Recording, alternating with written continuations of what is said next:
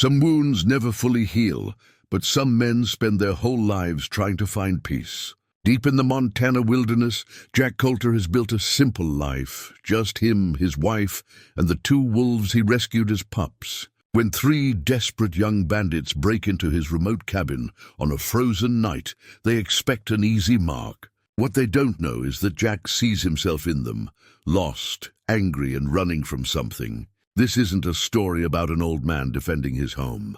It's about whether redemption can find us even in our darkest moments. Can one long night change the course of 4 lives, or will old scars and new fears destroy any chance of salvation? Before we jump back in, tell us where you're tuning in from. And if this story touches you, make sure you're subscribed, because tomorrow I've saved something extra special for you. The fire crackled soft in the stone hearth, casting amber light across the worn floorboards of the cabin.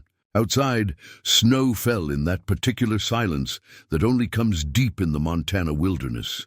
Not the hush of absence, but the quiet of the world holding its breath. Jack Coulter sat in his chair, the leather creaking under his weight as he settled in for the evening. His hands, weathered and scarred from 68 years of living, rested on the arms of the seat his grandfather had built sometime before the Second World War. Across from him, Sarah hummed something soft and wordless as she mended one of his flannel shirts. She'd been doing that for 40 years now, mending his tears and tatters, both the ones you could see and the ones you couldn't.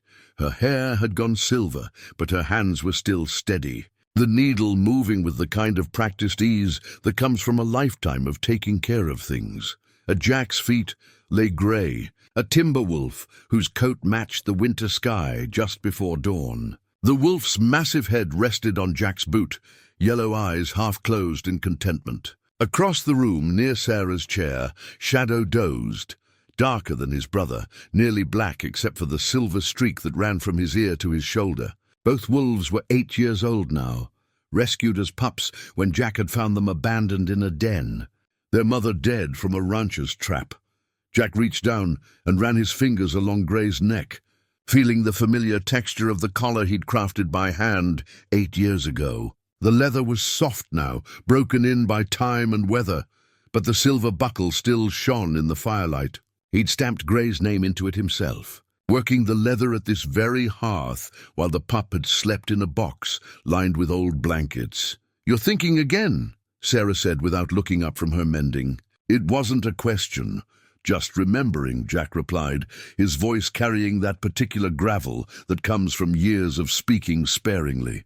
"Seems like yesterday I brought them home. You said I was crazy." "I said you were soft-hearted," Sarah corrected, the corner of her mouth lifting. "There's a difference. You also said 2 wolves in the house would be the end of your good rugs. I was right about that."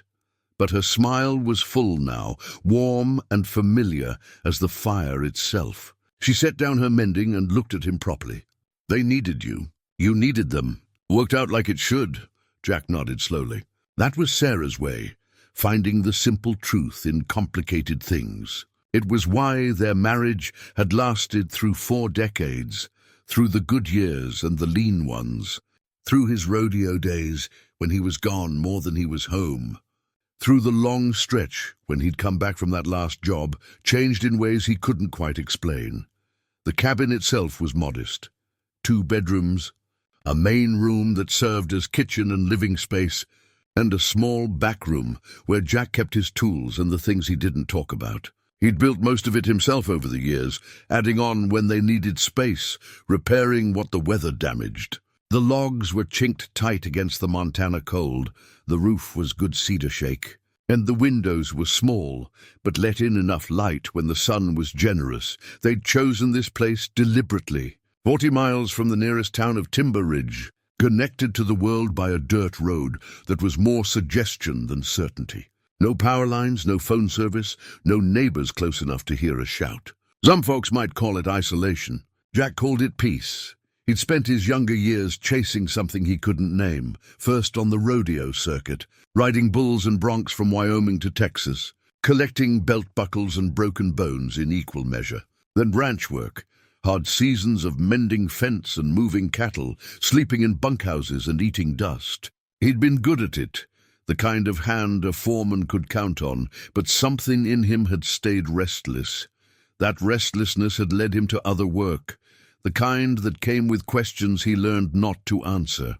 He'd spent 5 years doing jobs for people who operated in the margins, the kind of people who needed things done quiet and permanent. He'd been younger then, harder, convinced that the world was divided into those who acted and those who got acted upon. He'd made good money and bad choices, and when he finally walked away, he'd carried scars that went deeper than the ones on his ribs and shoulder. Sarah had been waiting when he came back. She'd always been waiting, not with judgment, but with that steady presence that said she knew who he was underneath all the mistakes. They'd married quiet, just the two of them and a justice of the peace, and moved to this land where the past couldn't follow as easy. "Remember when you first brought them home?" Sarah asked, pulling Jack back from his thoughts. "Gray wouldn't let me near him for a week. He was scared," Jack said. "Scared things bite first and think later. Had to teach him different. You sat up with him 3 nights straight. He needed to know I wasn't going anywhere." Jack's fingers found the collar again, tracing the silver buckle. "That's all any creature needs, knowing someone's going to stay." Gray stirred at the touch, lifting his head to look at Jack with those unsettling yellow eyes. People were always surprised when they met the wolves, surprised by their size, their silence, the way they moved like shadows given weight. But what surprised people most was the bond. Gray and Shadow weren't pets. They were family. They ate when the Coulters ate, slept where they chose, came and went through the dog door Jack had built into the back wall. In summer, they'd disappear into the forest for days, hunting, running, being wild. But they always came back. "Every creature deserves a second chance," Jack said quietly, speaking more to himself than to Sarah, especially the ones the world's given up on. Sarah set her mending aside and rose, crossing to where he sat. She placed her hand on his shoulder, and he covered it with his own. These were the moments he treasured most, the quiet ones, the ordinary ones. When the world outside their windows didn't matter and time moved at the pace of falling snow, "You gave them more than a second chance," Sarah said. "You gave them a home, same as you gave me." Jack looked up at her, seeing past the silver hair and the lines around her eyes to the woman who'd stood by him when he'd had nothing to offer but trouble. "I'm the one got saved, Sarah. You know that. Maybe we all saved each other." Shadow rose from his spot near Sarah's chair and padded over, pushing his massive head under Jack's free hand. The wolf was the gentler of the two, more likely to seek affection, less scarred by whatever had happened before Jack found them. Gray was the watcher, the guardian, the one who'd position himself between Sarah and any stranger who came to the door. The evening settled around them like a familiar blanket. Outside, the snow continued its patient work, covering the world in white. The fire burned low, and Jack added another log, watching the sparks spiral up the chimney. Sarah returned to her chair and picked up a book, one of the westerns she favored. Stories about people who lived by their own code and faced their troubles head-on. Jack's mind drifted again, the way it did on these long winter nights. He thought about the years that had led him here, the choices that had shaped him, the violence he'd known, and the peace he'd found. He thought about the footlocker in the back room, the one he kept locked, the one that held pieces of a life he'd left behind. Most days, he didn't think about what was in there. Most days, he was content to be Jack Coulter, the man who lived with his wife and his wolves and asked nothing from the world but to be left alone. But lately, something had been stirring in him. Not regret exactly, more like a recognition that the past was never as far behind as you hoped. Sarah had noticed, she always noticed, but she didn't push. That was part of why they worked. She gave him space to work through things in his own time. "You getting philosophical in your old age?" Sarah asked, not looking up from her book. "Just grateful," Jack said. "For this, for you, for them." He gestured at the wolves. "For the quiet." "Quiet's a gift," Sarah agreed. "Don't take many people who understand that. They'd earned this quiet, earned it through years of hard work and harder choices. The cabin was paid for, their needs were simple, and their wants were fewer. They had a garden that Sarah tended in the warmer months, chickens that gave them eggs, and Jack still hunted when the season allowed. They drove into Timber Ridge once a month for supplies, always together, always efficient. The townspeople knew them by sight, but not by story, which was how Jack preferred it. The clock on the mantel, another piece from Jack's grandfather, ticked toward 9. Sarah closed her book and stretched. "I'm turning in," she said. "You coming?" "Soon," Jack replied. "Just going to make sure everything's locked up." It was part of his nightly ritual, something he'd done every evening since they'd moved here. He'd walk the perimeter of the cabin, checking the doors, the windows, making sure the woodshed was secure. Old habits, maybe, but they gave him comfort. Sarah kissed the top of his head as she passed. "Don't stay up too late talking to your boys," Jack smiled. Gray and Shadow would follow him on his rounds, as they always did, then settle in their usual spots. Gray by the door, Shadow at the foot of the bed. They were better than any alarm system, more reliable than any lock. He sat for a few minutes more, watching the fire burn down to coals. The cabin was warm, the night was cold, and somewhere out there in the darkness, the world continued its complicated dance. But here, in this small circle of light, there was only peace. Jack rose, his knees protesting slightly, a reminder that 68 years had weight, and began his rounds. Gray and Shadow fell in beside him, their presence solid and reassuring. He checked the front door, then the back, then the windows in each room. Everything was secure. Everything was as it should be. He stood for a moment at the back window, looking out at the forest. The snow had stopped and the moon was rising, turning the landscape silver and black, beautiful, unforgiving. Home. "Come on, boys," he said quietly. "Time to rest." They followed him to the bedroom where Sarah was already under the quilts, breathing deep and steady. Jack undressed in the dark, climbed in beside her, and felt her shift closer in her sleep. Shadow settled at the foot of the bed with a heavy sigh. Gray took his position by the door. Jack closed his eyes and let the day go. Tomorrow would be like today, quiet, simple, good. He had no reason to think otherwise. The past was behind him. The present was enough. And the future, well, the future would take care of itself.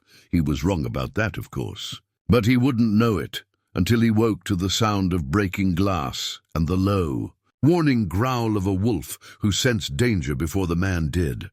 The sound came at 2 in the morning, the unmistakable crash of glass shattering in the main room. Gray was on his feet before Jack's eyes opened, a low rumble building in his chest that made the hair stand up on human necks. Shadow joined him, both wolves moving to the bedroom door with that particular tension that meant threat, danger, something wrong. Jack was out of bed in seconds, his body responding before his mind fully caught up. Years of instinct took over, that old awareness snapping into place like a switch being thrown.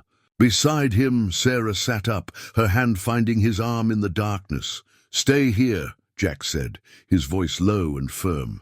He moved to the closet, his hands finding what they needed by memory. The rifle was where he always kept it, loaded, ready. He'd hoped never to need it for anything more than hunting, but hope didn't make a man prepared. He moved to the bedroom door, the wolves flanking him. Through the gap, he could see flickering light, flashlights moving erratically through the main room. He heard voices, young and nervous, trying for bravado and not quite hitting it. "There's nobody here, man. Place is dead. Check the back rooms. Old man's got to have something worth taking. I don't like this." Those weren't dog tracks outside. Those were "shut up and move." 3 of them, Jack calculated.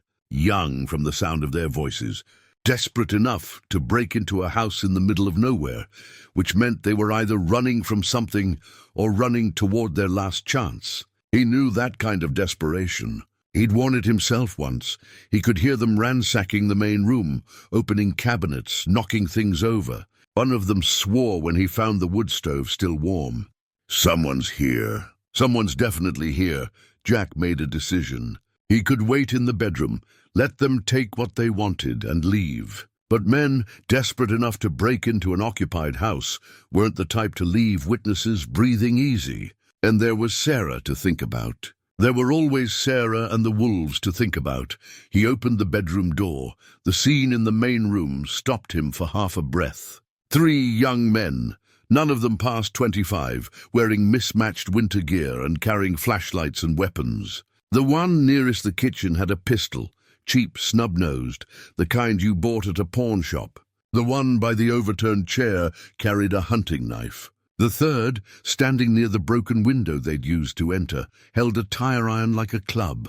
They froze when they saw Jack step into the room, the rifle held low but ready. But it was Grey and Shadow that made them go pale. The wolves moved out of the bedroom behind Jack, their lips pulled back to show teeth that could crush bone, their eyes reflecting the flashlight beams like coins in dark water. "Easy now," Jack said, his voice carrying that same calm he'd used to settle a spooked horse. "Nobody needs to do anything foolish." The one with the pistol, the leader, Jack figured, tried to steady his shaking hand. He was maybe 22, with a thin face and eyes that had seen too much too soon. "We don't want trouble, old man. Just looking for food, maybe some cash. You give us what we need, we'll be gone. You break into a man's home at 2 in the morning, you've already chosen trouble," Jack said. He didn't raise his voice. "Didn't need to. The question is whether we can walk it back to something that doesn't end with regret." "We got weapons," the one with the knife said. He was shorter, stockier, with a scar across his cheek that looked fresh. "3 of us, 1 of you. You see these wolves?" Jack asked, and Grey growled on cue, a sound that seemed to come from the earth itself. "They're not pets. They're family, and they're wondering whether I'm going to let them show you what happens to men who threaten their pack." The third one, the one with the tire iron, was backing toward the broken window. He was the youngest, maybe 19, with fear written so clear on his face it was almost painful to see. "This was a mistake, Cody. We should go. We should go right now." "Shut up, Danny," the leader, Cody, snapped, but his gun hand was shaking worse. "We came for supplies. We're leaving with supplies." Behind Jack, Sarah appeared in the bedroom doorway. She dressed quickly and stood with her arms crossed, taking in the scene with a calmness that spoke of decades living with a man who attracted trouble. "There's stew in the pot on the stove," she said, her voice matter-of-fact. "Coffee in the percolator. You boys look like you haven't eaten properly in days." The 3 bandits stared at her like she'd spoken in tongues. Cody's gun wavered. "What? You heard me?" Sarah continued. "You want food, I'll feed you. But you put those weapons down first and act like human beings instead of animals. This is a home, not a target." "Sarah," Jack started, but she cut him off with a look. "They're just boys, Jack. Lost, scared boys making bad choices." She looked at Cody directly. "But you can still choose different. Right here, right now." For a long moment, nobody moved. The cabin held its breath. Grey and Shadow waited, reading Jack's intention, ready to act on his signal. The fire in the hearth popped, sending sparks up the chimney. It was Danny who broke first. He lowered the tire iron, his face crumpling. "I'm sorry." "I'm so sorry. We didn't mean. We're just so desperate." "Shut up." Cody wheeled on him. "You want to end up like your brother?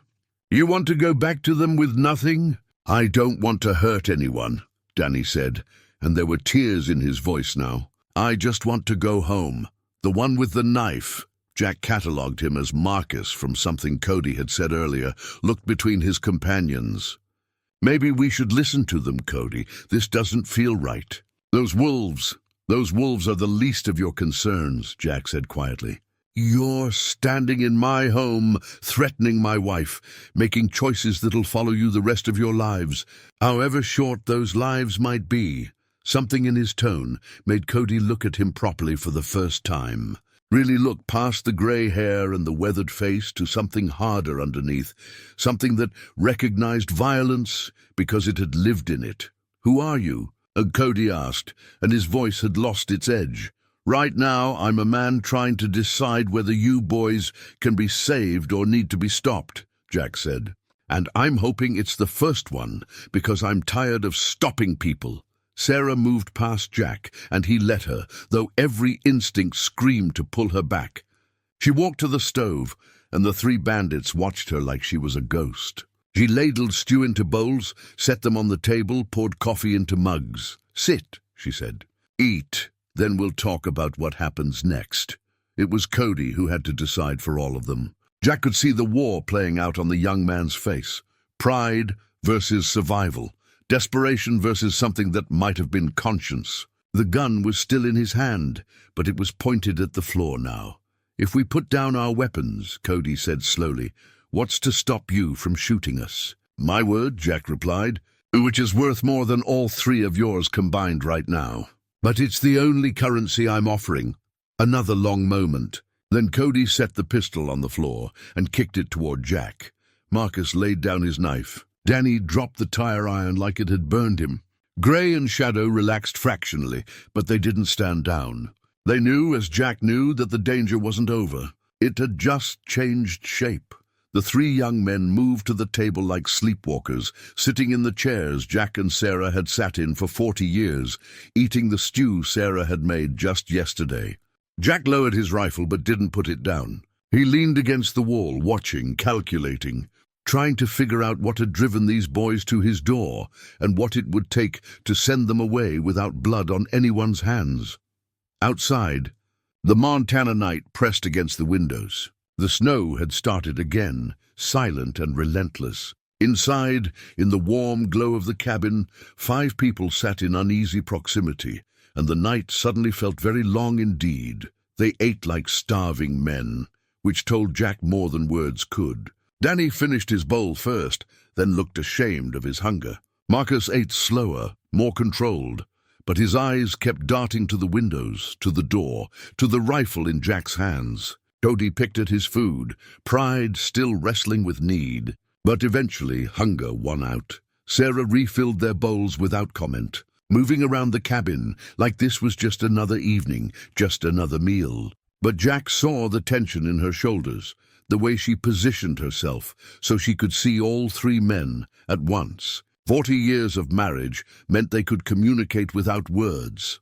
She was telling him she was scared but steady. He was telling her to stay close to the bedroom door. "When's the last time you boys ate?" Sarah asked, settling into her chair with her own cup of coffee. Danny answered first. 2 days, maybe 3. We had some bread, but it ran out somewhere in Wyoming. "You came from Wyoming?" Jack asked. The state line was a hard day's drive in good weather, longer in this snow. "Further than that," Marcus said quietly.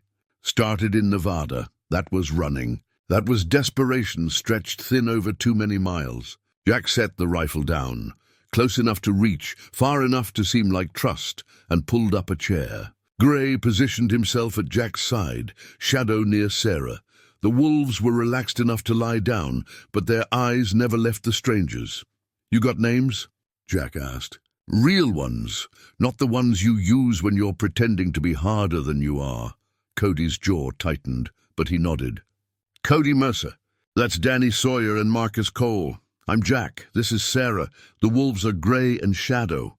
He paused. "Now that we're introduced proper, you want to tell me what drives 3 men to break into a stranger's house in the middle of a Montana winter?" Silence settled heavy. The clock on the mantel ticked. The fire crackled. Outside, the wind picked up, pushing snow against the windows. It was Danny who broke first. "The youngest always did. We owed money.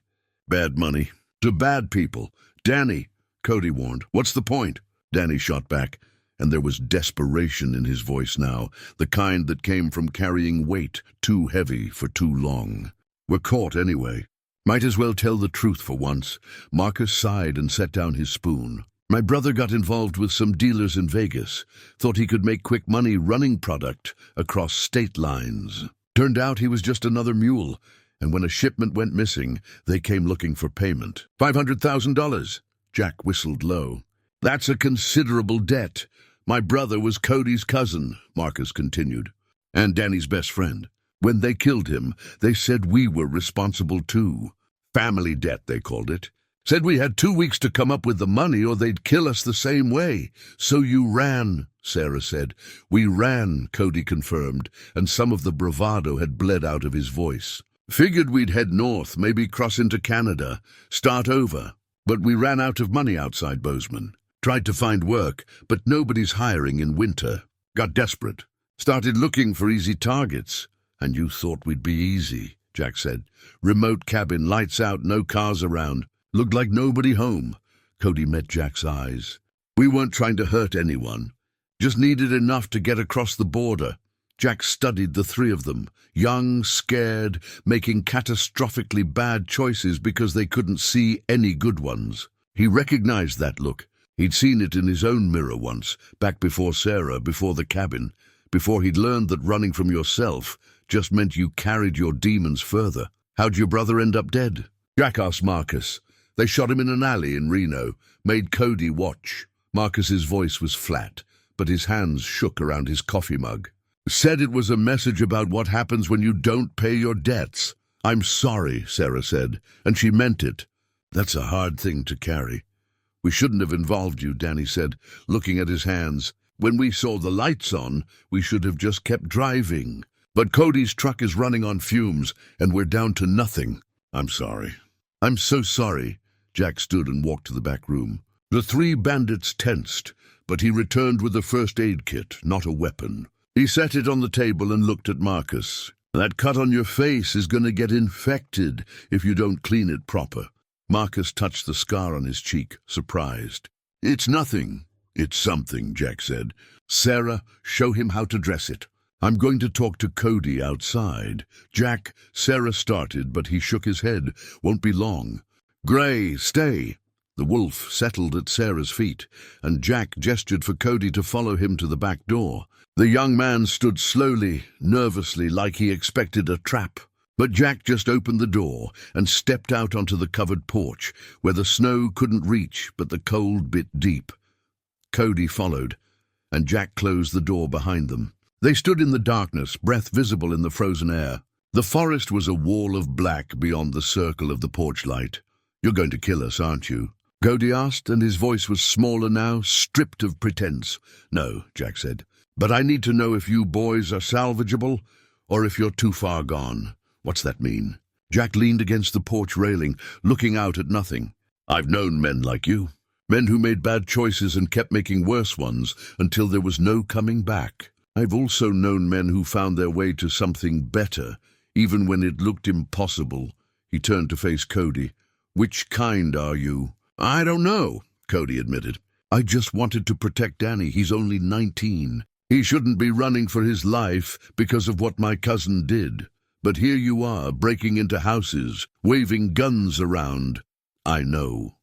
Cody's voice cracked. I know it's wrong. I know we're wrong. But what else were we supposed to do? Just wait for them to find us? Jack was quiet for a long moment. Then he said, You ever hear the saying that you can't outrun your shadow? Yeah, same's true for trouble. You keep running, it'll catch you eventually. Only question is what condition you'll be in when it does. So what do you suggest? We just give up? Go back and let them kill us? I'm suggesting you stop running long enough to think, Jack said. You boys came to my door looking for supplies. But what you need is a plan that doesn't involve stealing and running. What you need is to face what's chasing you instead of letting it chase you straight into the grave. Cody laughed, but there was no humor in it. You make it sound easy. Never said it was easy. Said it was necessary. Jack studied the young man's face. How much do you really owe? 500,000, like Marcus said. And how much do these dealers value your lives? Not much, I'd guess.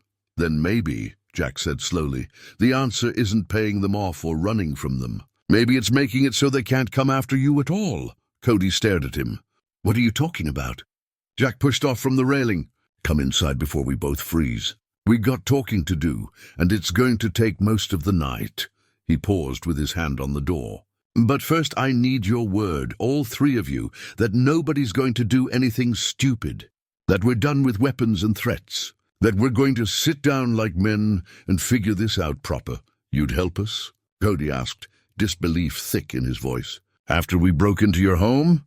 I'm thinking about it, Jack said. But only if you can prove you're worth the trouble. He opened the door. Now get inside before your fingers fall off. They went back in, where Sarah had cleaned Marcus's cut and Danny had started washing the dishes without being asked. Small things, maybe, but Jack had learned long ago that small things told you everything you needed to know about a person's character. The night was young yet, and there was work to be done.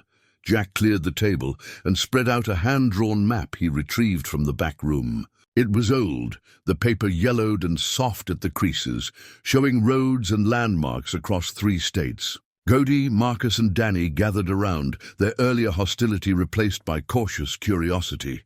"This is the route you took getting here?" Jack asked, tracing a line with his finger. Cody nodded. "More or less. We stayed off the main highways after Bozeman." "Smart. Main roads are where they'll be watching." Jack tapped a point in northern Montana.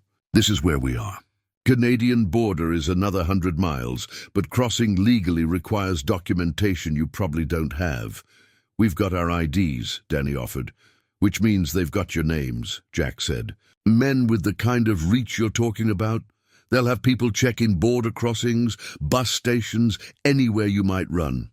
You use those IDs, you might as well send them an invitation." Marcus leaned forward. "So what are you saying? That we're trapped?" "I'm saying running isn't fixing your problem. It's just postponing it." Jack looked at each of them in turn. "You need to understand who you're dealing with. These dealers, they're not going to forget about $500,000. They're not going to forgive the debt because you're in Canada. Money like that, they'll chase you across continents. Then what do we do?" Cody's voice carried the weight of a man who'd run out of answers. Jack was quiet for a moment, his eyes distant. Sarah watched him from her chair, and he could feel her concern. They'd built this life on leaving the past behind, on not getting involved in other people's troubles. But looking at these 3 young men, he saw echoes of his own history. The mistakes, the desperation, the belief that violence was the only language the world spoke. "There's another way," Jack said finally, "but it requires you to trust me, and it requires you to be smarter and braver than you've been so far." "What way?" Marcus asked. Jack stood and walked to the back room. When he returned, he carried a locked footlocker, the kind soldiers used to use. He set it on the table, and Sarah's expression shifted, worry maybe, or resignation. This was the box he'd kept sealed for 15 years, the one that held pieces of a life he'd promised her was over. "Jack," Sarah said softly, "you sure about this?" "No," he admitted. "But these boys need more than food and shelter. They need knowledge I've got and wish I didn't." He unlocked the footlocker and opened it. Inside were things that spoke of a different man. Fake IDs, bundled cash in various currencies, a satellite, phone and documentation that looked official but wasn't. There were also photographs, the kind that showed men in places they weren't supposed to be, doing things that weren't supposed to happen. The 3 young men stared at the contents, then at Jack with new eyes. "Who are you?" Cody asked again, but this time the question carried weight. "I'm someone who used to solve problems for people who operated outside the law," Jack said plainly. "I did it for 5 years, made good money, made bad enemies. And when I walked away, I made sure nobody could follow me, or if they tried, they'd regret it." "You were a criminal," Marcus said. "Not quite a question." "I was practical," Jack corrected. "The world isn't divided into good and bad the way folks like to think. It's divided into those who survive and those who don't. I survived. Then I decided. Survival wasn't enough, and I came here to find something better." He pulled out a set of identification cards, driver's licenses, social security cards, birth certificates, all with different names but the same face. His face from 15 years ago. "These are old, but the technique's still good. With the right equipment and know-how, you can create new identities that'll hold up to most scrutiny. Not forever, but long enough to disappear properly." "You're saying you could give us new identities?" Danny's eyes were wide. "I'm saying I could teach you how to create them yourselves," Jack said. "But that's just step 1. Step 2 is harder." "What's step 2? Cody asked.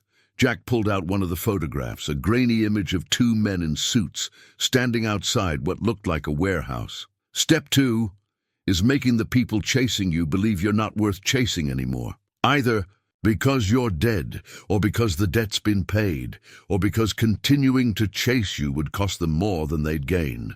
"How do we do that?" Marcus's voice was skeptical but interested. "Information," Jack said. "Men like the ones after you, they've got weaknesses. Nobody operates in the shadows without leaving traces.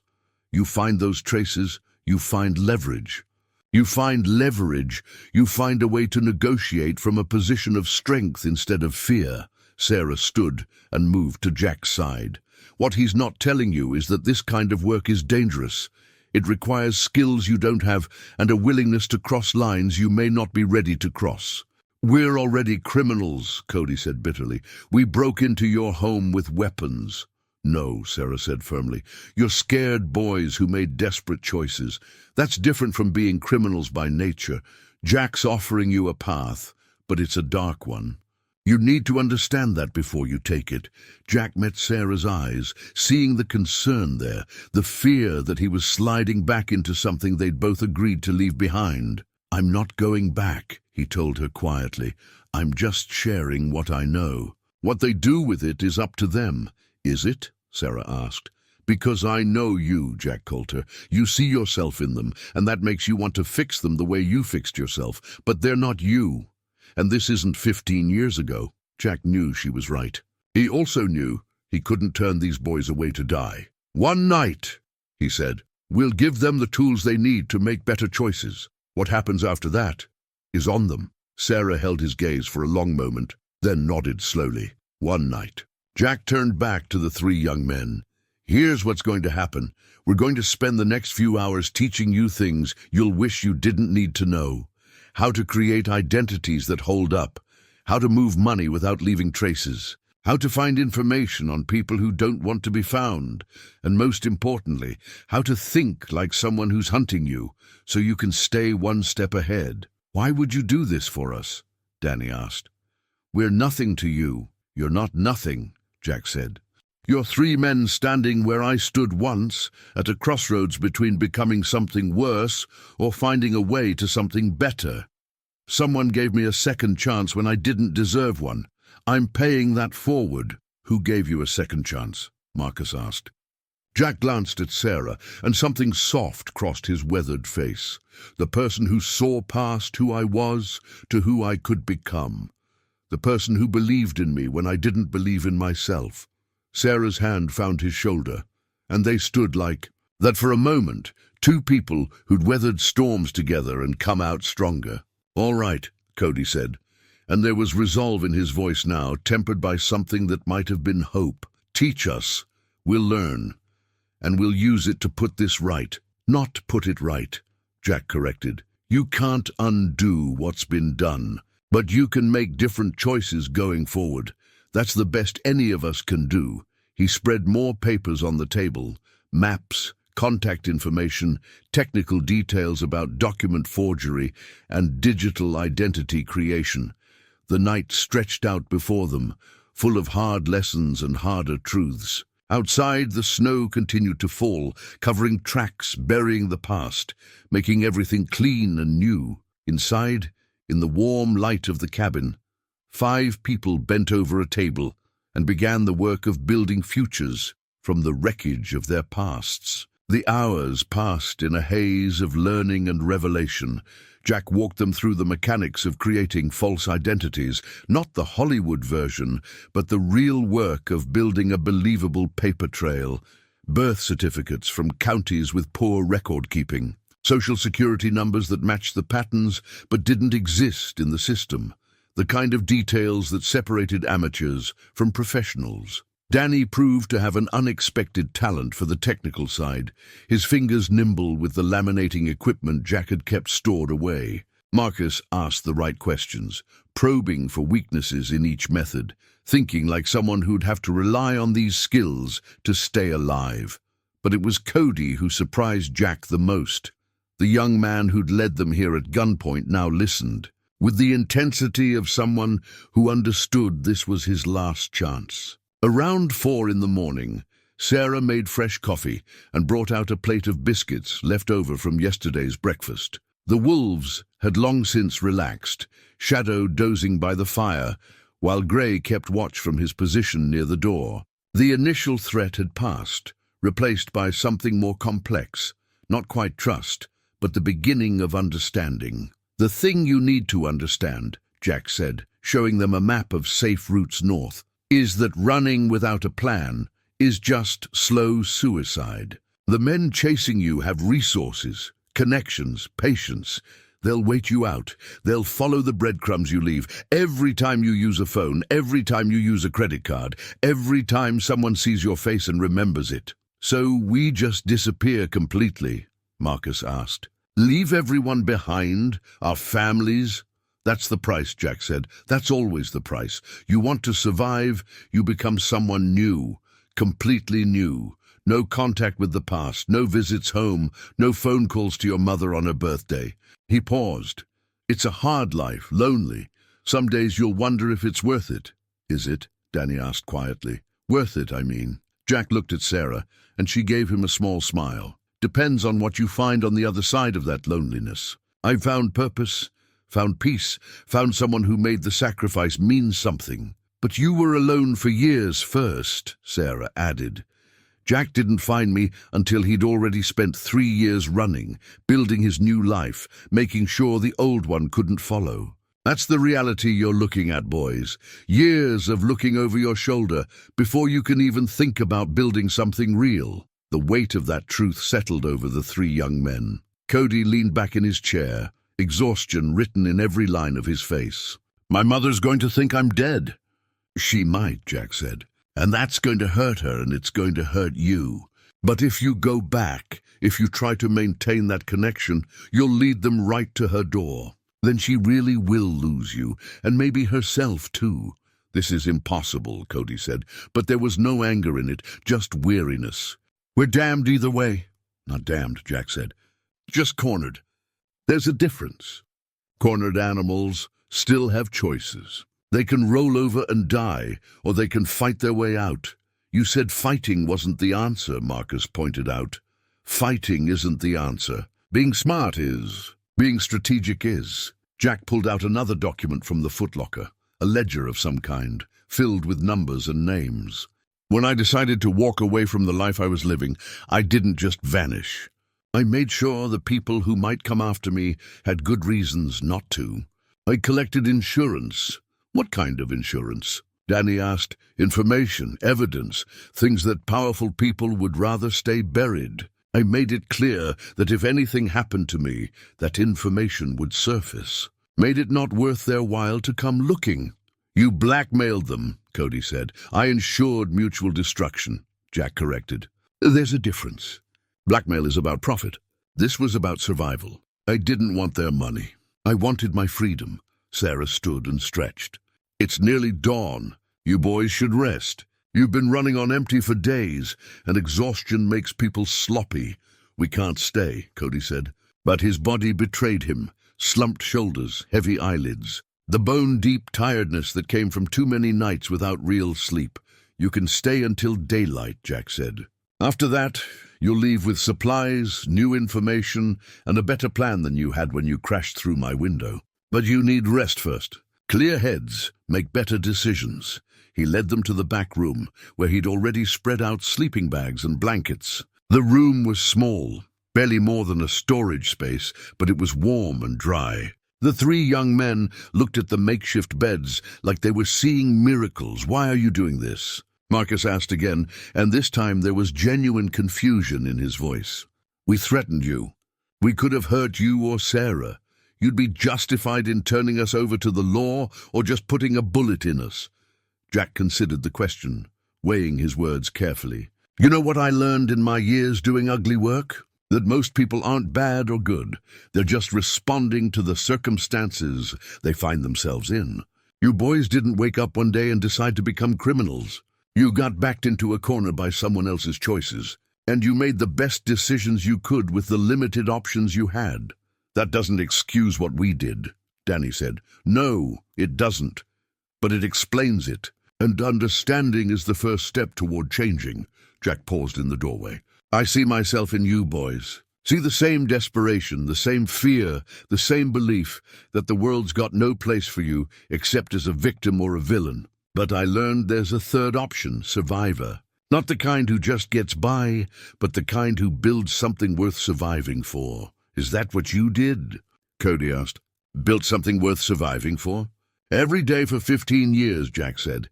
And some days it's still hard. But it beats the alternative. He closed the door and returned to the main room where Sarah was banking the fire for what was left of the night. She looked up as he entered, and he saw the concern still lingering in her eyes. "You gave them the whole truth," she said. "Everything you promised you'd never talk about again. I know. They're going to carry that now. Carry the knowledge of who you were. I know that too." Jack moved to her side, pulling her into an embrace that felt like coming home. "But if sharing my past can give them a future, it's worth it." Sarah was quiet for a moment, her head against his chest, listening to his heartbeat. "You're a good man, Jack Coulter. Better than you give yourself credit for." "I'm a man trying to be good," he corrected. "There's a difference." They stood like that as the first light of dawn began to grey the windows. The wolves stirred, sensing the shift from night to day. Soon the boys would wake and decisions would have to be made. But for now, there was just this moment, the peace that comes before action, the breath before the plunge. Jack held his wife and thought about the strange path that had brought him here, to this moment where he was paying forward a grace he'd barely understood when he'd received it. Life had a way of circling back on itself, he supposed. The question was whether you learned from the circles or just kept making them. The boys woke around 10, groggy and disoriented. Jack had been up for hours, doing his morning rounds, checking the perimeter. The snow had stopped sometime before dawn, leaving the world wrapped in white silence. He'd found their truck hidden poorly off the logging road, about a quarter-mile from the cabin. A beat-up Ford with Nevada plates and an empty gas tank. When Cody emerged from the back room, Jack handed him a cup of coffee and jerked his thumb toward the window. "Your truck's dead. Even if it wasn't, those plates make you a target. Every law enforcement officer between here and Canada's probably got the description by now." Cody took the coffee with hands that shook slightly. "We're trapped then." "Trapped is a state of mind," Jack said. "But you're right that the truck's a liability. I've got something better." After breakfast, which Sarah made with the same calm efficiency she brought to everything, Jack led all three men to the barn he'd built 20 yards from the cabin. Inside, under a heavy tarp, sat a 1970s Dodge van, the kind that looked like it had survived multiple decades by sheer stubbornness. Registration's clean, plates are from Montana, and mechanically she's sound. "I keep her maintained even though I rarely drive her." Jack patted the hood. "She's yours, along with a full tank and enough cash to get you wherever you need to go."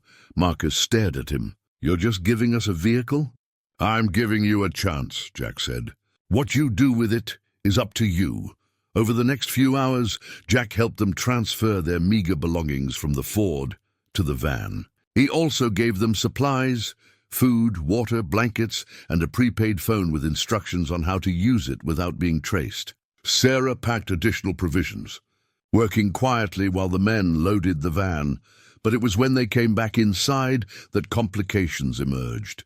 Danny's phone, which he'd kept hidden in his jacket, buzzed. He pulled it out without thinking, and Jack saw the color drain from the young man's face. "Danny, no," Cody said, but it was too late. Danny had already looked at the screen.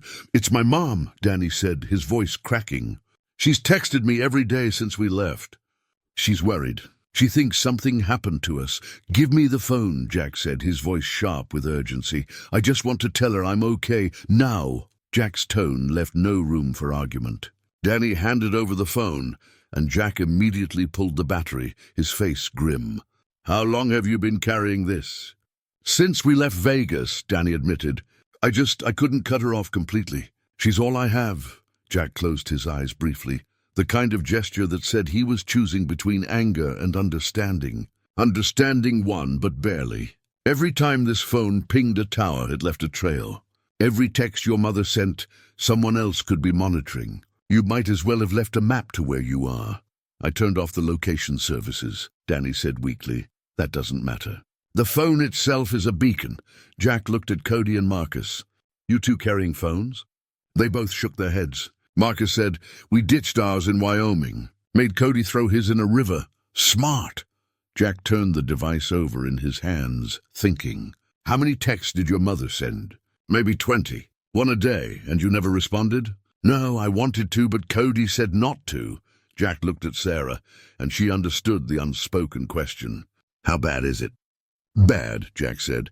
If someone's tracking them, and with the kind of money involved they definitely are, this phone is a gift. They'll know Danny's in Montana. Probably have narrowed it down to a 50-mile radius. That Ford you drove here? They'll find it. And when they do, they'll start searching every structure within hiking distance. The weight of that settled over the room like a shroud. Cody swore under his breath. Marcus looked sick. Danny seemed on the verge of tears. I'm sorry, Danny said. I'm so sorry. I just missed her. I just wanted her to know. I know, Jack said, and his voice was gentler now. I know what it's like to cut ties with people you love. It's the hardest thing you'll ever do. But that's exactly why it's necessary. Because love makes you vulnerable, and vulnerable gets you dead. Sarah moved to Danny's side, placing a hand on his shoulder. Your mother loves you. That's clear. But the best way to protect her now is to stay away. If these men find you, they'll use her to get to you.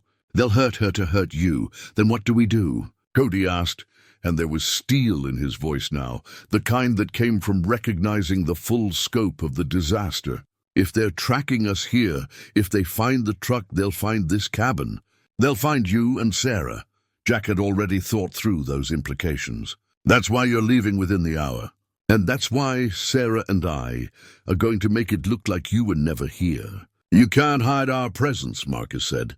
We broke a window, ate your food, slept in your house. We can cover tracks well enough to buy time, Jack interrupted. The broken window's already being blamed on a branch in the storm. You think the kind of men chasing you are going to believe an old couple in the woods are harboring fugitives? We'll play confused, helpful, honest.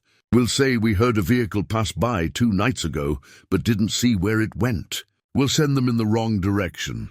They'll hurt you if they think you're lying, Danny said. Let me worry about that. Jack's face hardened into something that reminded them all that he'd survived in a dangerous world long before they'd stumbled into it. I've dealt with worse than drug dealers. Trust me on that.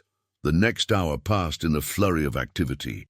They loaded the van completely, erased as much evidence as they could, and Jack went over the plan one more time. The boys would drive north, following back roads he'd marked on a map.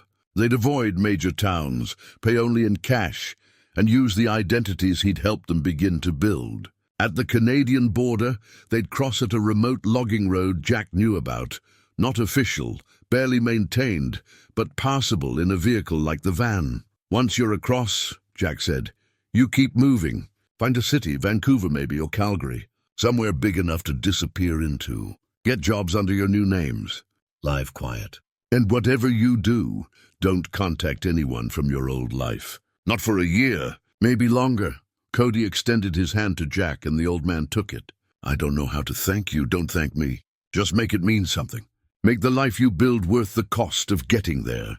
They shook hands all around. Marcus, Danny, even Sarah received awkward, grateful embraces from 3 young men who'd entered as threats and were leaving as something else. Not quite friends, but not enemies either. Something in between, bound by one strange night and the grace that had passed between them. The van's engine turned over on the second try, coughing blue smoke before settling into a rough but steady idle. Jack watched them pull away, the vehicle disappearing down the snow-covered logging road until even the sound of the engine faded into the vast Montana silence. Sarah stood beside him, her arm linked through his. Think they'll make it? I don't know, Jack said honestly, but we gave them a fighting chance. That's more than they had when they came through our window. And us? Sarah asked quietly. If those men come here asking questions? Jack pulled her closer. Then we'll handle it, together, like we always do. But as they turned back toward the cabin, Jack felt the old familiar weight settling on his shoulders, the weight of consequences, of violence deferred but not avoided. He'd thought he was done with this world, thought he'd left it behind for good. Now it was coming back, drawn by 3 desperate boys and a trail of digital breadcrumbs. The piece he'd built was about to be tested, and Jack Coulter wasn't sure it would survive what was coming. They came 3 days later. Jack was splitting wood behind the cabin when Gray gave the first warning, a low growl that meant strangers approaching. Shadow joined him immediately, both wolves taking positions between Jack and the tree line where the logging road emerged. 2 vehicles, Jack noted. High-end SUVs with Nevada plates, windows tinted dark enough to be illegal in most states. They moved slowly up the road, careful of the ice, and came to a stop about 30 yards from the cabin. The engines kept running. Jack set down his axe and waited. Sarah appeared in the doorway, saw his stance, and understood. She retreated inside but left the door open, far enough to be safe, close enough to help if needed. 4 men emerged from the vehicles. They wore expensive winter gear, the kind city people bought when they thought they were going rural. 3 of them had that particular build that came from gym time and protein shakes. The 4th was different. Older, maybe 50, with gray at his temples and eyes that had seen everything twice. It was the 4th man who made Jack's blood run cold. "Hello, Reaper," the man said.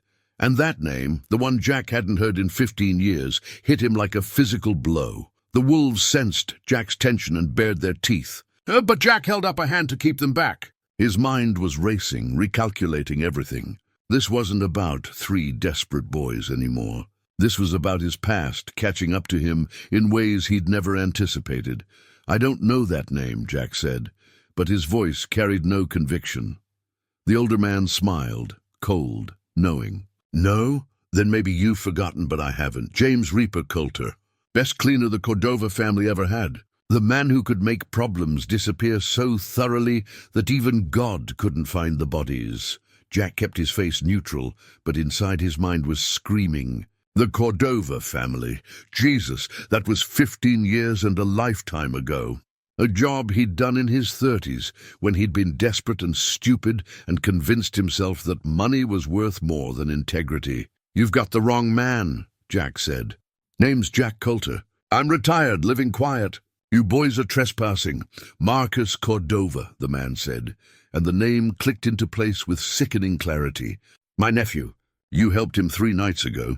Gave him supplies, a vehicle, information on how to run. Problem is, Marcus isn't running from drug dealers. He's running from us. From family." The world tilted sideways. Jack's mind replayed every conversation, every detail the boys had shared. Marcus Cole, Marcus Cordova. Different last names, same blood. The family business, the one Jack had worked for, the one he'd escaped from, had evolved from organized crime into drug distribution. And the boy he'd helped wasn't a victim of dealers. He was family running from family.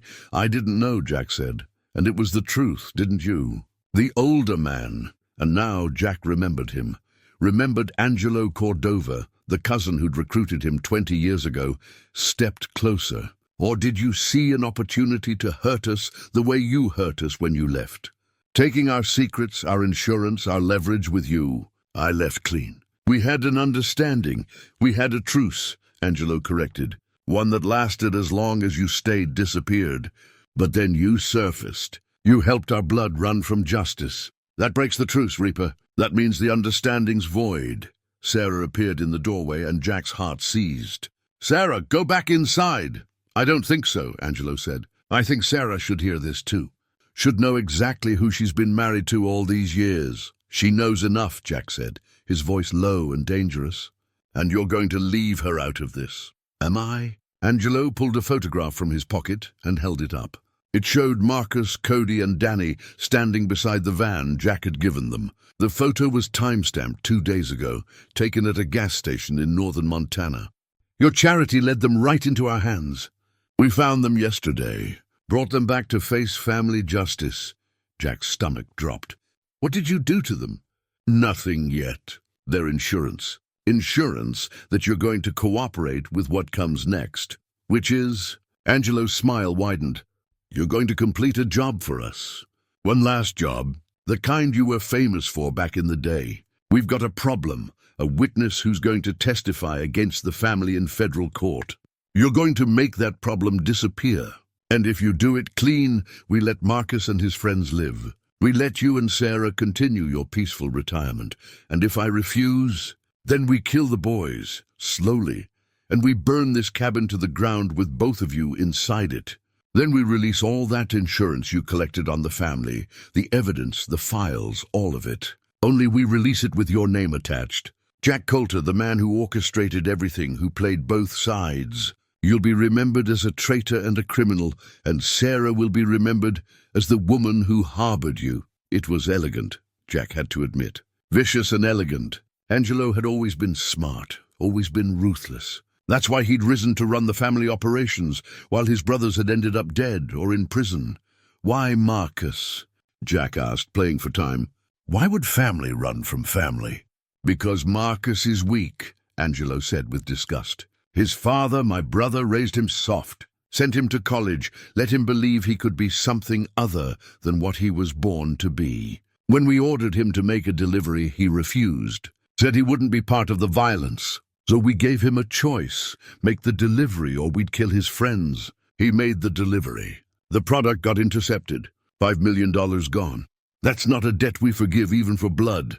So you sent your own nephew to die. I sent him to pay his debts. There's a difference.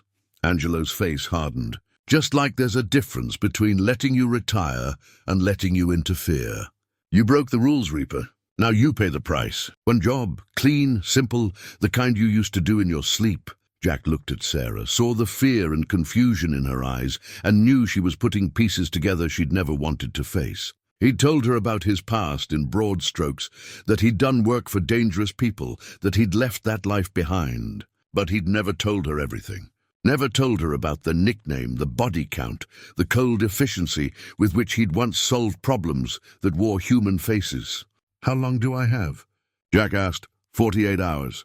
We'll give you the target information, a timeline, everything you need. You complete the job, confirm the witness is dead, and we're done. The boys go free. You and Sarah go back to your wolves and your woods. Everyone lives, except the witness. Except the witness, Angelo agreed. But that's what you do, isn't it? Make hard choices so other people can sleep at night? Jack was quiet for a long moment. The wolves waited for his signal.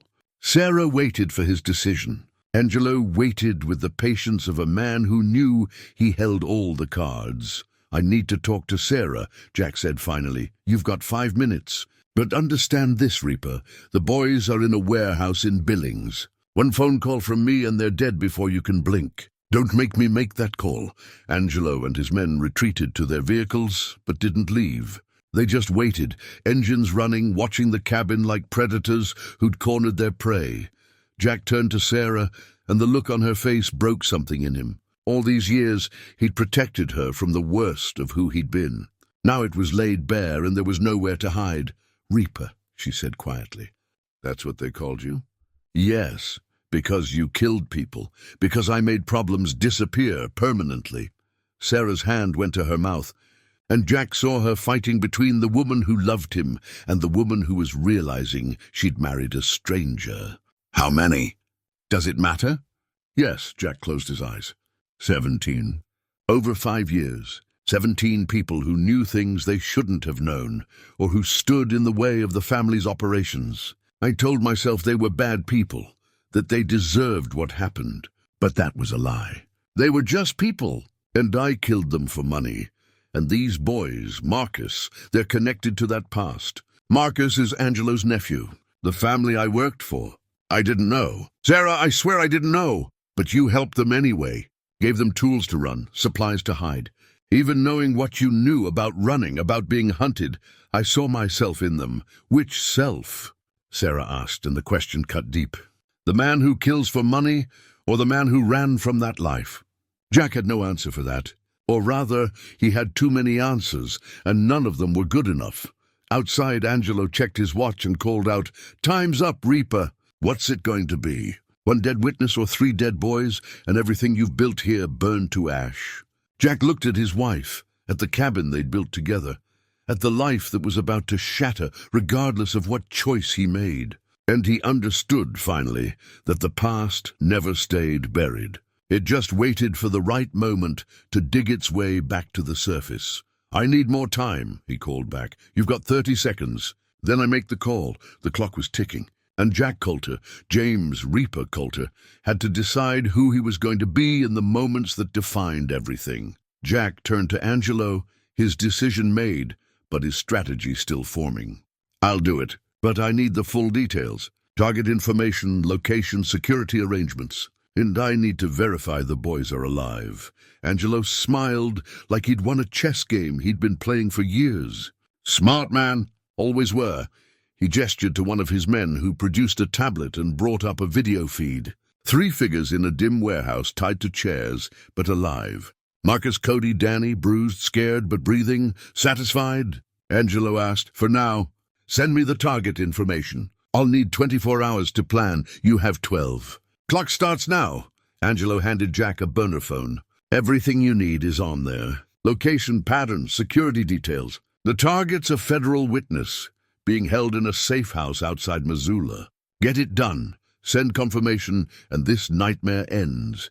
The SUVs pulled away, leaving Jack and Sarah alone in the snow. The silence that followed their departure was deafening.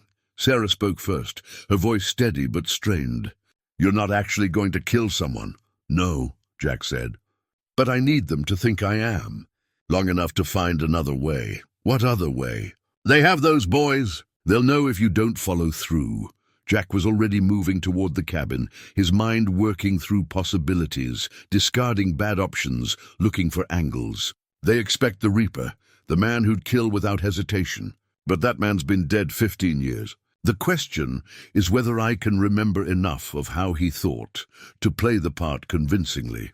Inside, he spread the contents of the burner phone across the table. The target was Richard Kessler, a mid-level accountant who'd agreed to testify against the Cordova family's money laundering operations. He was being held in a safe house with 4 U.S. Marshals, rotating shifts, high security. The kind of protection that was supposed to be impenetrable. Sarah studied the information over his shoulder. Even if you could get to him, killing a federal witness would bring down more heat than the Cordovas want. There'd be a massive investigation. Angelo has to know that. He does, Jack said. Which means either he's desperate enough not to care or... He stopped, seeing something in the security arrangements that didn't fit. Or he's not expecting me to succeed. What do you mean? Jack pointed to the safe house location. This is a setup. Look at the security. It's too tight, too visible. 4 marshals on a mid-level accountant? That's federal please attack us so we can arrest you level protection.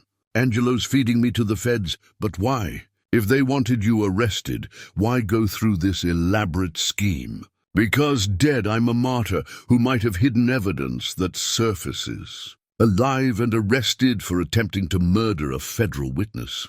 I'm a criminal, a liar. Anything I say about the Cordovas gets dismissed as a desperate man trying to save himself. And Sarah, he looked at her directly, you get caught in the same net, accomplice, accessory. They destroy both of us and get their revenge for me walking away. Sarah sank into a chair, the weight of understanding settling on her. Then what do we do?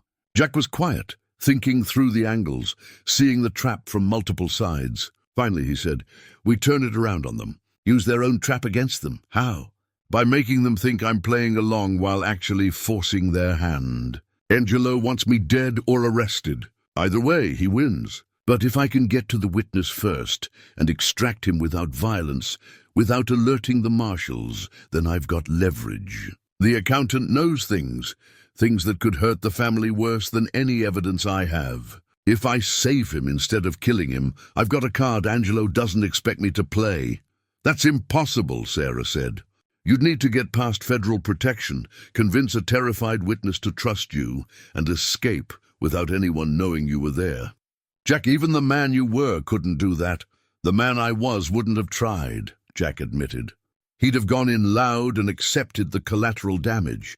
But the man I am now has to find a different way. He spent the next hours planning, remembering skills he'd thought were rusted beyond use. The safe house was in a remote location, which was both a strength and a weakness. Remote meant fewer escape routes, but also fewer witnesses. The marshal rotation was predictable. Human nature made security forces complacent after enough quiet days. And the accountant himself was the wild card. Would he trust Jack? Would he even want to leave federal protection? Sarah worked beside him, plotting routes, identifying variables, asking the hard questions. At some point, Jack realized she'd shifted from doubting the plan to improving it. That was Sarah. Once she committed to something, she gave it everything she had. "You're coming with me," Jack said, and it wasn't a question. "Of course I am. You'll need a second person for the extraction. And I'm better with people than you are, always have been. If anyone can convince that accountant to trust us, it's me. It's dangerous. Everything's dangerous now. Has been since those boys broke our window." She met his eyes. "We're in this together. For better or worse, remember? Those weren't just wedding words." Jack pulled her close, grateful and terrified in equal measure. "I've spent 15 years trying to keep you away from this part of my life. And I've spent 15 years knowing it was there. You'd think I didn't see the way you check exits in every room. The way you never sit with your back to a door. The way you wake at every unusual sound." She smiled sadly. "I knew who you were, Jack. Maybe not the details, but I knew. And I chose you anyway. Why? Because people aren't the worst thing they've ever done. You were trying to be better. That's all any of us can do. Try to be better than we were yesterday." He kissed her then, pouring 15 years of gratitude into it. And she kissed him back with 15 years of certainty that she'd made the right choice. They spent the rest of the day preparing. Jack cleaned and checked weapons he'd hoped never to touch again. Sarah assembled supplies, medical kit, cash, prepaid phones, clothing for the accountant. Gray and Shadow sensed the tension and stayed close, their presence a reminder of what they were fighting to protect. As evening approached, Jack made a decision. He opened the footlocker one more time and pulled out a sealed envelope he'd kept for 15 years. Insurance, the same kind he'd told the boys about. Inside were account numbers, names, evidence of crimes committed by the Cordova family going back decades. Enough to destroy them completely if it ever saw daylight. He'd kept it as protection. Now he was going to use it as a weapon. "If this goes wrong," he told Sarah, "if we don't make it back, this goes to the FBI. There are instructions in the envelope. It'll hurt the Cordovas worse than anything I could do in person." Sarah took the envelope, understanding the weight of it. "Where should I hide it?" "Don't hide it! Give it to someone you trust to follow through if we disappear." Someone outside all this, Sarah thought for a moment. "Mary Peterson, the librarian in Timber Ridge. She's helped me with book orders for years. Quiet, reliable, no connection to any of this." Perfect. Jack sealed the envelope inside another envelope, addressed to the FBI field office in Helena. "Tomorrow morning, before we leave, we drive to Timber Ridge. You give this to Mary. Tell her if she doesn't hear from you within 3 days, mail it. Don't explain why. Just make her promise. She'll do it. She's that kind of person."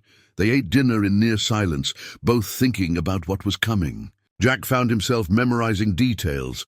The way firelight caught Sarah's hair, the sound of the wolves breathing in sleep, the particular creak of his chair when he shifted weight. These might be the last peaceful moments they had, and he wanted to hold on to them. Around midnight, Sarah asked, "Do you regret it? Helping those boys?" Jack considered the question honestly. "No, even knowing what it cost, I don't regret it. They needed help, and I had the ability to give it. That matters, even if it destroys everything we built. Nothing's destroyed yet. We're still here, still fighting." He reached across the table and took her hand. "And that's what I've learned after all these years.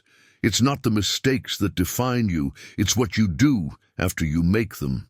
Those boys made mistakes. I made mistakes helping them. Now we're all trying to fix it. That counts for something." Sarah squeezed his hand.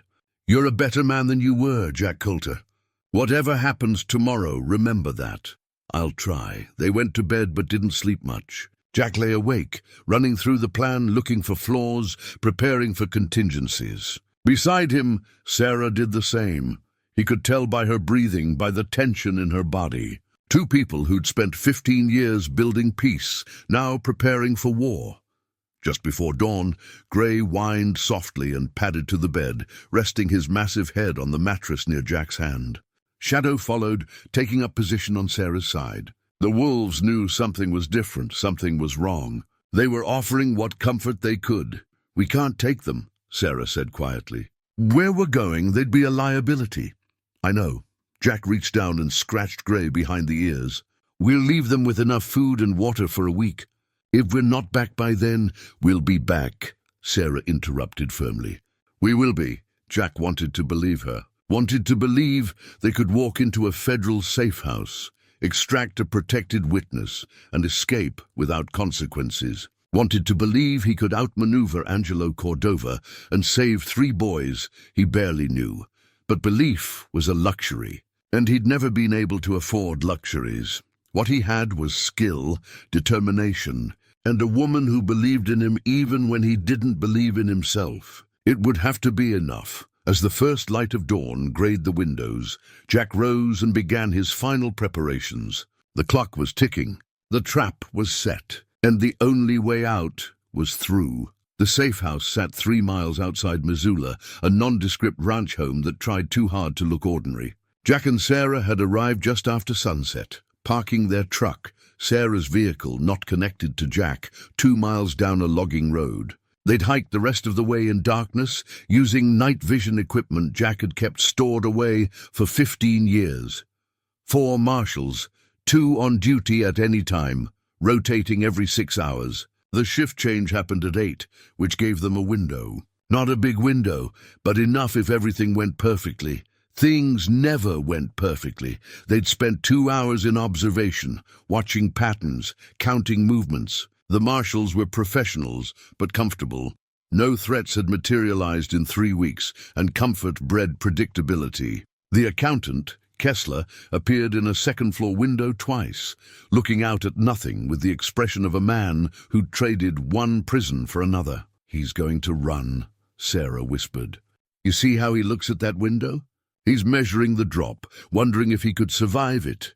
"Federal witnesses get stir-crazy," Jack agreed. "Protective custody feels like jail after a while, even when you know it's keeping you alive." "That's our angle, then. We're not here to hurt him. We're here to offer him a choice."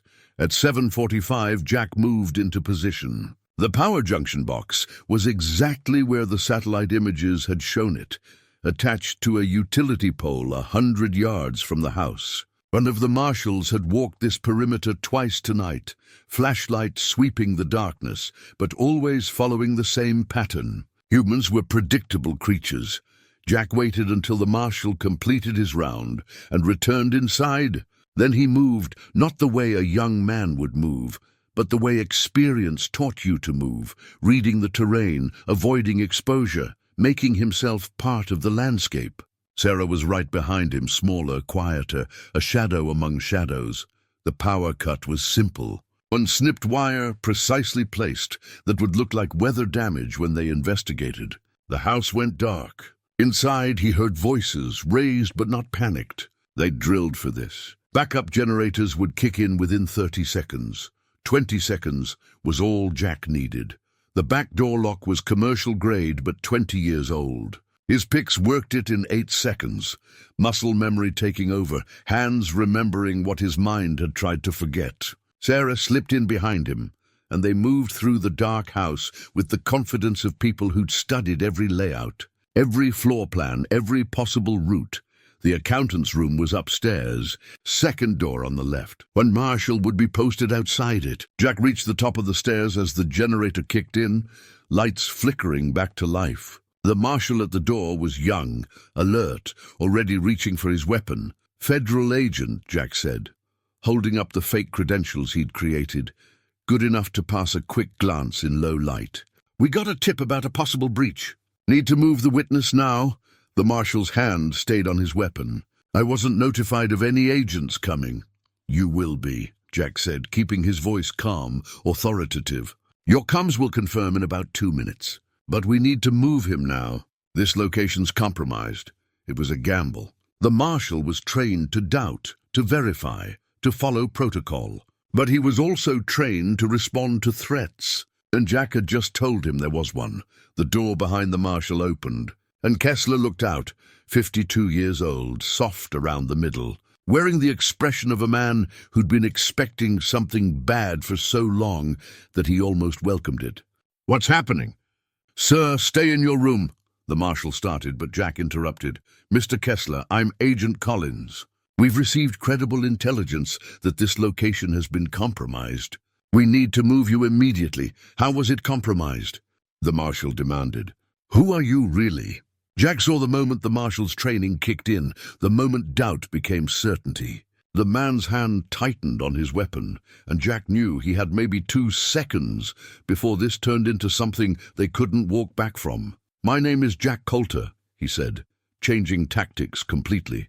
"And I'm here because the people who want you dead, Mr. Kessler, sent me to kill you. But I'm not going to do that. I'm going to offer you something better." The marshal's weapon came up, and Sarah stepped forward, hands raised. "Please listen, just for 30 seconds. If you don't like what we have to say, you can arrest us right here. But give us 30 seconds. There was something about Sarah's voice, calm, reasonable, genuinely pleading, that made people pause. The marshal didn't lower his weapon, but he didn't fire either. 30 seconds. Talk fast. Kessler had gone pale. "You're an assassin?" "I was," Jack said. 15 years ago, I worked for the Cordova family. Same family you're testifying against. They found me 3 days ago and gave me a choice. Kill you, or they kill 3 innocent boys and everything I've built. So you chose to kill me," Kessler said flatly. "No," Jack said. "I chose to save everyone. But I need your help to do it." Outside, he heard the other marshals moving, responding to the power outage, to their colleagues' silence on the radio. Time was running out. "Mr. Kessler," Sarah said urgently, "we have evidence. More evidence than you could ever provide in testimony. Evidence that will destroy the Cordova family completely. But we need you alive and free to help us deliver it." "Why should I trust you?" Kessler asked. "Because," Jack said, "I just told a federal marshal I was sent here to kill you. If I was actually going to kill you, I'd have done it already and been gone. Instead, I'm standing here asking you to choose. Stay in this comfortable cage, testify and pray the Cordovas don't reach you. Or come with us, stay hidden until we can take them down permanently and actually get your life back." The marshal's weapon wavered. "This is crazy. I can't let you take him." "Then shoot me," Jack said simply. "Right now. Shoot me and end this. But know that if you do, those 3 boys die, the Cordovas walk away clean, and Mr. Kessler spends the rest of his life looking over his shoulder." Footsteps on the stairs, voices calling out, decisions converging into a single point that would determine everything. Kessler looked at Jack, at Sarah, at the marshal. Then he stepped forward.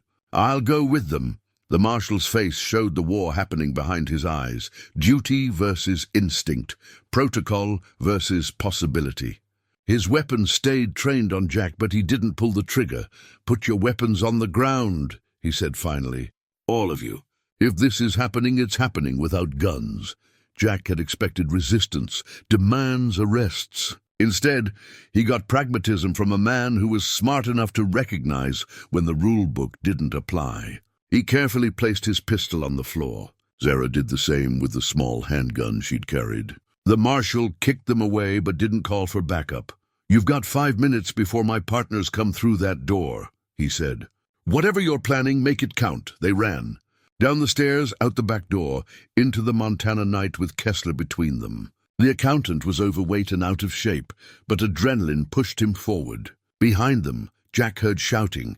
The marshals discovering what had happened, calling for backup, initiating protocols. The 2-mile hike to the truck felt like 20. Kessler wheezed and stumbled, and twice Jack had to physically carry him over rough terrain. Sarah navigated, reading the forest by moonlight and instinct, leading them away from roads and clear paths where pursuers could follow. They reached the truck just as searchlights began sweeping the forest behind them. Jack pushed Kessler into the back seat. Sarah took the wheel, and they were moving before doors were even closed. No lights, driving by feel and memory down a logging road that barely qualified as a road. "Where are we going?" Kessler gasped from the back seat. "Somewhere safe," Sarah said. "Somewhere we can make a phone call that changes everything." That somewhere was an abandoned fire lookout tower 40 miles into the wilderness. Jack had scouted it days ago, knowing they'd need a place to regroup, to make their stand. The tower was old, forgotten, with just enough structural integrity to support weight, and just enough height to get a satellite signal. They climbed the tower in darkness, Kessler struggling with every step. At the top, Jack set up the satellite phone, not the one Angelo had given him, but one he'd kept for emergencies. He dialed a number he'd memorized 15 years ago and never called, the FBI field office in Helena. The agent he'd worked with once, briefly, when he'd been trying to extract himself from the Cordova family's reach. Agent Rebecca Hayes, if she was still there, if she was still willing to listen to a ghost. The phone rang 4 times. Then a voice, tired and suspicious. Hayes, Agent Hayes, my name is James Coulter. 15 years ago, you told me if I ever had information on the Cordova family, you'd listen. I need you to listen now. A pause. Then carefully, I remember you, the one who got away. We thought you were dead. Almost was. Several times. Jack looked at Kessler, at Sarah, at the dark forest stretching endlessly below. I have Richard Kessler with me, your protected witness. I also have evidence that will dismantle the Cordova operation completely. Account numbers, transaction records, details of crimes going back 20 years. But I need something in exchange. You kidnapped a federal witness and you want to negotiate. I saved a federal witness from being murdered. There's a difference. Angelo Cordova set me up to kill Kessler, knowing it would either get me arrested or killed. Either way, he wins and your witness dies eventually. I've changed the game. Now we both win if you listen. Hayes was quiet for a long moment. What do you want? Immunity. For me, for my wife, and for 3 young men currently being held by the Cordova family, Marcus Cordova, Cody Mercer, and Danny Sawyer. Full immunity, witness protection if they want it. And the Cordovas prosecuted to the full extent of the law. That's a big ask for evidence I haven't seen. Jack pulled out the envelope, the one he'd kept sealed for 15 years, and broke the seal. Inside were account numbers, transaction ledgers, photographs, recorded conversations. The complete dismantling of a criminal empire, compiled by a man who'd been part of that empire and knew where all the bodies were buried, literally and figuratively. I'm sending you a sample now, Jack said, using the satellite phone's data connection to transmit the first page. That's just the opening. I've got 300 pages more. Enough to put Angelo and his entire operation away for multiple lifetimes. He heard typing, then a sharp intake of breath. This is comprehensive. If it's all like this, it is. Every detail, every crime. I documented everything because I knew someday I might need leverage. That day is today. Kessler spoke up, his voice steadier now. Agent Hayes, this is Richard Kessler. I can verify that what he's telling you is possible. The Cordovas have been sloppy with their records. If he worked inside the organization, he'd have access to everything you'd need. Mr. Kessler, we've been looking for you for 3 hours. I know, and I'm sorry. But I'm safer here than I was in that house. Trust me on that. These people saved my life tonight. More silence. Jack could almost hear the calculations happening, the weighing of protocol against results. Finally, Hayes spoke. Where are the 3 young men being held? Warehouse in Billings. I don't have an exact address, but Angelo mentioned it's their distribution center. You know the one? We know it. We've been watching it for months, but never had cause to raid. Hayes paused. If I arrange immunity, if I send teams to rescue those boys, you'll deliver all the evidence? Every page, every recording, everything. Jack looked at Sarah, saw her nod. But we do this now, tonight, before Angelo realizes what's happening. I'll need to make calls, get authorization. This isn't a decision I can make alone. You've got 30 minutes, Jack said. After that, Angelo will know his plan failed, and he'll move the boys or kill them. Clock's ticking, Agent Hayes. What's it going to be? The line went quiet, except for the sound of breathing. Then Hayes said, Stay on this frequency. Don't move. I'll call you back in 20 minutes. The line went dead. Jack, Sarah, and Kessler sat in the dark tower, waiting. Below them, the forest was alive with sounds. Wind in the pines, creatures moving in the underbrush, the patient breathing of the wilderness. Above them, stars wheeled in their ancient patterns, indifferent to human drama. Sarah took Jack's hand. We did the right thing. We did the only thing, Jack said. Now we see if it's enough. 19 minutes later, the phone rang. 3 weeks later, Jack sat on his porch, watching the morning sun burn through the mist that clung to the forest. Grey and Shadow dozed at his feet, content in the way that wolves are when their territory is secure and their pack is safe. Inside, Sarah was making breakfast.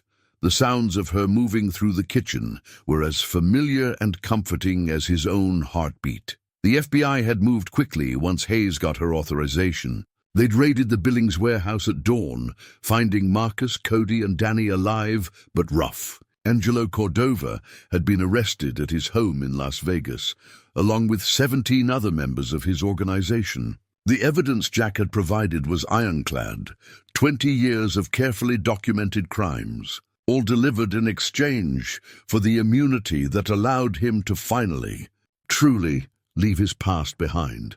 The 3 boys were safe now, enrolled in witness protection with new identities and new chances. Marcus had called once, using a secure line the FBI provided, just to say thank you.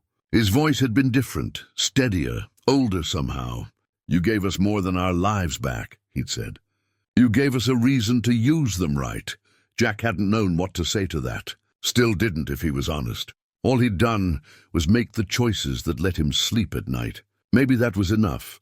The sound of tires on the logging road made both wolves lift their heads. Jack recognized the engine, Agent Hayes, making her final visit. They'd met 3 times since that night in the tower, each meeting peeling back another layer of the Cordova operation, each conversation helping Hayes build cases that would keep dangerous people locked up for the rest of their lives. Hayes emerged from her SUV carrying a folder and something else, something wrapped in brown paper. She climbed the porch steps with the careful respect of someone who understood they were entering another person's sanctuary. "Morning, Jack," she said, accepting the coffee Sarah brought out without being asked. This had become their ritual. "Agent Hayes?" Jack gestured to the chair beside him. "Final paperwork?" "Final everything." She set the folder on the table. Angelo Cordova pled guilty to avoid trial. Life sentence, no possibility of parole. The same for 6 of his top lieutenants. The rest took deals that'll keep them locked up for decades. The Cordova family as a criminal organization is finished, and Kessler, free to go. He's moving to Oregon, opening an accounting firm. Says he's going to help small businesses keep honest books. Hayes smiled slightly. "Seems fitting," Jack nodded. "That was good. That was right." "The boys?" "Adjusting. Marcus is taking college courses online. Cody found work as a mechanic. Danny," she paused. "Danny's struggling some. Therapy's helping. He sends his regards. Tell him it gets easier," Jack said. "Carrying what happened. Not lighter, but easier to bear." "I will." Hayes picked up the wrapped package and handed it to Jack. "This is from the Marshal Service. The one at the safe house.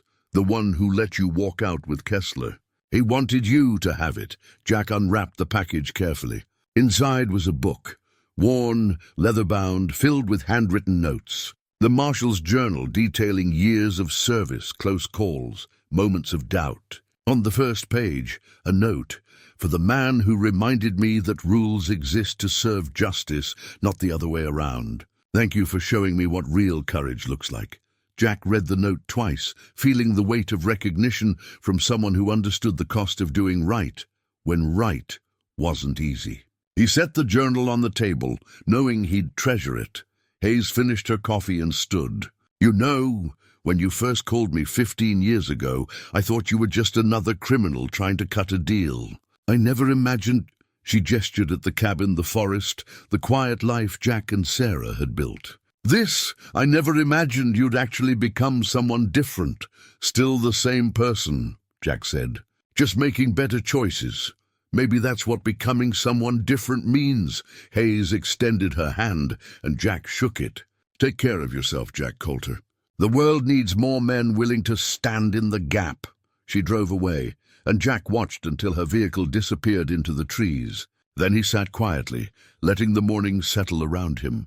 Sarah came out and took the chair Hayes had vacated, bringing her own coffee and a companionable silence. "It's really over," she said after a while. "This part is." Jack looked at her, seeing the silver in her hair, the lines around her eyes, the strength that had carried them both through darkness. "But we've still got living to do. That's never over. What kind of living? The quiet kind. The good kind. The kind where we wake up knowing we don't owe anybody anything except each other. Sarah smiled. And it was the smile that had first caught his attention 40 years ago, full of warmth and wisdom and a kind of grace he'd never deserved but had somehow been given anyway. I love our quiet kind of living. They sat together as the sun climbed higher, burning away the last of the mist. Grey and Shadow stirred, stretched, and padded down the porch steps to patrol their territory. Jack watched them go, remembering the night he'd found them. 2 abandoned pups who'd needed saving, who'd saved him in return. That was the thing about second chances, he thought. They didn't just change your future. They redeemed your past, gave it meaning beyond the mistakes and the regrets. Every creature deserves a second chance, he'd told Sarah once. Especially the ones the world's given up on. He'd been talking about the wolves. But he'd also been talking about himself. About 3 desperate boys who'd crashed through his window. About an accountant trapped in protective custody. About all of them, really. Everyone who'd ever needed mercy and found it in unexpected places. You thinking again? Sarah asked, that familiar gentle teasing in her voice. Just grateful, Jack said, taking her hand. For this, for you, for the quiet. Quiet's a gift, Sarah agreed, echoing words she'd spoken that first night when everything had changed. Don't take many people who understand that. Jack squeezed her hand and looked out at the forest, at the home they'd built, at the life they'd defended. The past would always be there. That never changed. But it didn't have to define the future. Not anymore. Some wounds never fully heal, he thought, returning to where this story had begun. But some men spend their whole lives trying to find peace. And sometimes, if they're lucky and stubborn and blessed with the right person beside them, they actually do. He'd found his peace. In this cabin, with this woman, with these wolves. In the choices he made every day to be better than he'd been. In the mercy he'd received and passed forward. In the quiet that was earned, not given. The morning stretched ahead, full of simple tasks and simple pleasures. Wood piled to stack, fence to mend. Evening by the fire with Sarah and the wolves. Tomorrow and the day after and all the days beyond that, ordinary, precious enough. Jack Coulter had been many things in his 68 years. Some good, some he wasn't proud of. But sitting on that porch with his wife's hand in his, and the Montana wilderness stretching forever around them, he knew what he was now. He was a man at peace. And that, after everything, was more than enough. The end